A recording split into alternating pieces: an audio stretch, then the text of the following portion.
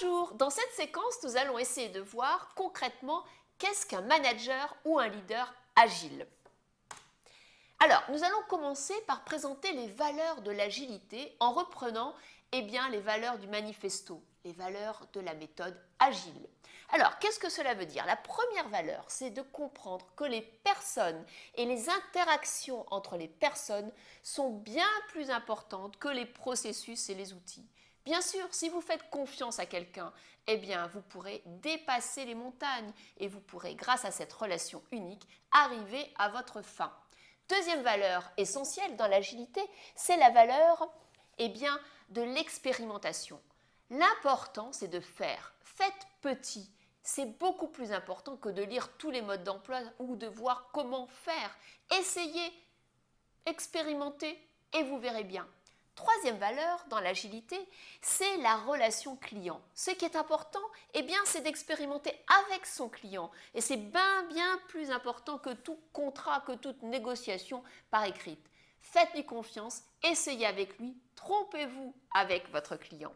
Et enfin, la quatrième valeur de l'agilité, c'est la négociation. C'est le fait de pouvoir s'adapter au changement. Et c'est bien plus important que d'anticiper et d'exécuter un plan.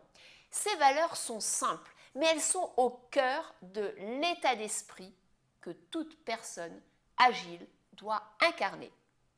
Alors, le manager agile, en gros, quelles sont ses compétences? Première compétence, on l'a déjà vu, c'est faire peu avec les ressources qu'il a, mais faire différemment.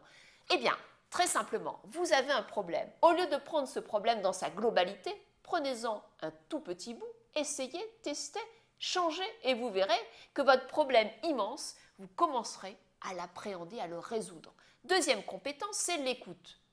Très important, le manager agile est celui qui va quelque part repérer les signaux annonciateurs, qui va, grâce à son empathie, à ses petits capteurs, comprendre des choses que les autres n'ont même pas vues. Troisième compétence, le courage managérial. Alors, ce courage managérial, qu'est-ce que c'est? C'est avoir le courage de donner un feedback positif ou négatif. Combien de managers se retranchent derrière le groupe? Combien de managers veulent faire plaisir à leur propre chef ou alors utilisent des faits pour développer leurs arguments? Dites les choses simplement, sans jugement, en essayant d'être toujours constructif. Enfin, quatrième compétence, c'est l'innovation.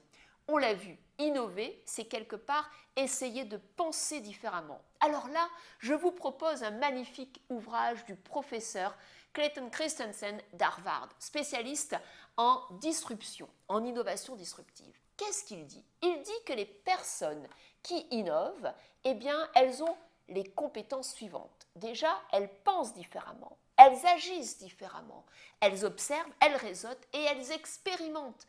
Voilà les 5 compétences de l'innovateur. Et le manager agile, il peut devenir leader agile. Et qu'est-ce qu'un leader agile? Un leader agile, c'est déjà quelqu'un qui va s'inspirer de l'extérieur de l'organisation. C'est l'exemple du PDG de Procter & Gamble qui a décidé un jour, grâce au projet Connect and Develop, de prendre tous ses collaborateurs et de leur dire, voilà, cela fait un siècle qu'on innove parce qu'on regarde l'intérieur de l'entreprise. On regarde nos savoir-faire, nos produits. Maintenant, nous allons innover en regardant l'extérieur.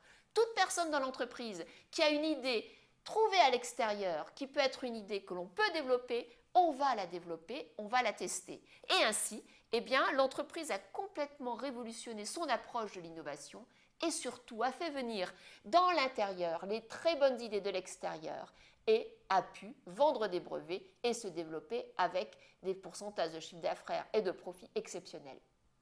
Deuxième capacité du leader agile, c'est le leader qui va être capable d'incarner ce qu'il dit. L'exemple, un très grand PDG, reconnu pour être toujours très bien habillé, en costume et en cravate, dit « Nous allons faire la transformation numérique ». Ok, mais lors de son lancement, il arrive en jean et en t-shirt. Il incarne ce qu'il dit. Ainsi, bien sûr qu'il commence par se transformer lui-même et il demandera à chacun de transformer ses modes opératoires. Enfin, qu'est-ce que l'on peut dire dans ce lâcher-prise? dans cette façon de faire, c'est que quelque part, il faut se remettre en question. On appelle ça désapprendre pour mieux apprendre.